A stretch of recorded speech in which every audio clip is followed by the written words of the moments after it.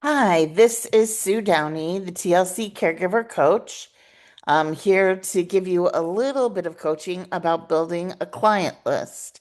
And mostly we're talking about requests from families, and how to generate those and how to use them to your advantage. So first we want to talk about what an ideal family is. And an ideal family is thinking about the best clients that you have, the clients that you really enjoy going back to time and time again. What do these clients have in common? Usually it has to do with communication.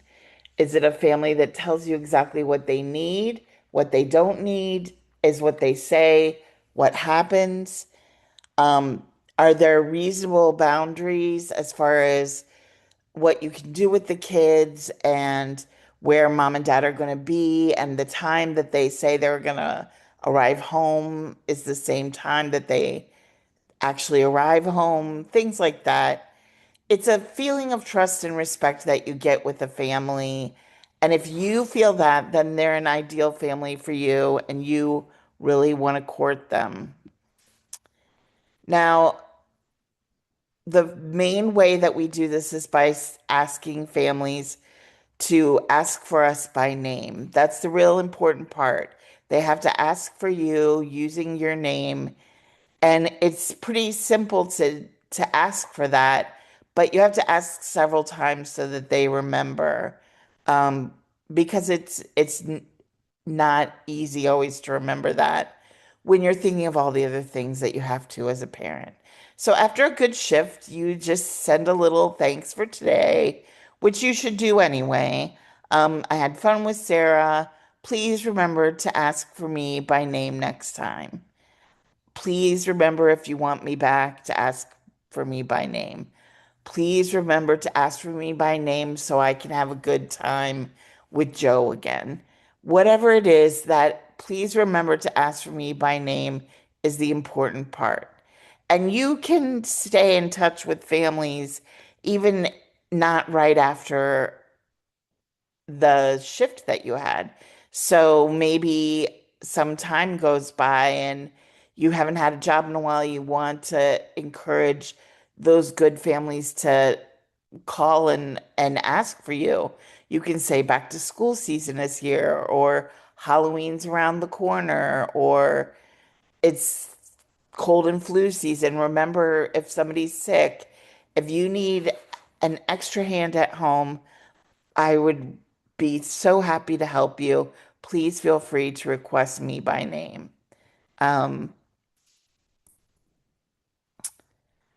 you should ask for a referral when the family is happy with your services, when they're feeling like you're a great, amazing caregiver, which we know you are, when the positive experience that you've had with them is fresh in their mind, that's a good time to ask for a referral. It's those times like when you're leaving and the kid's like, oh, we had so much fun, or I had fun playing Monopoly with you, or whatever. And in front of the parents, he's like, when are you coming back? And you can just say, oh, I can come back anytime. Just ask mom and dad to ask for me by name. Um, when a parent gives you a compliment, like the kids sure loved playing with you today, in a holiday, a special event's coming up, dad's birthday's around the corner, you notice it on the family calendar in the kitchen. Hey, do you guys want to go out to dinner or have a day alone together? Refer or just positively request me by name and we can work something out.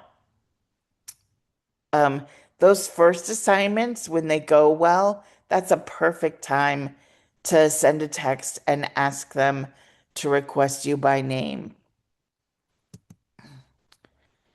It's about following up with the family. So a not now does not necessarily mean a no. So if a family is busy or traveling or whatever, they may not immediately respond to your offer to come back, or they may not even request you to come back right then. But if you send the texts and you get them thinking that you're going to be a positive experience, then they'll come back to you. So always text the thank you and include, if you enjoyed the family, include the please request me by name. Think of reasons that you can get together with this family and reconnect, reasons that they might need a sitter, and become visible, but don't get to the annoying place. So you're not going to text them every week or every day or whatever, a reminder to request you. But when there's something special going on, that's a good time. You want to make sure that you're keeping the clients that you have happy. And it's not just about getting new clients to request you because you're busy and you only have so many hours a day to work, but it's about delivering excellent service, communicating with families, thanking them, checking in with them. Ask for feedback. How did it go this day? Is there anything I can do to make things better? Give them a reason to think, oh, I want Sue to come back today. Um, that's what it's about. And remember that you can always ask for referrals for the TLC family as well. If you know a family that could use a good nanny, I'd love an introduction. Referrals from families who know us and trust us mean a lot. So if your neighbor needs a sitter, you can have them call up and request me by name. Building a client list is more than just all this back and forth. It's about turning an inquiry, turning a client, turning a job into a relationship that you have. And if you build up enough of those relationships that you have a steady group of people who are inquiring, you can build up enough hours, as many or as little as you want, um, and it becomes a job that fits your schedule and that you have some control over. So just remember that if you have families that are requesting you by name, you can work with them. And if you have too many that are requesting you by name, you can, refer a family, another caregiver that you know, um, and that could be helpful for them as well.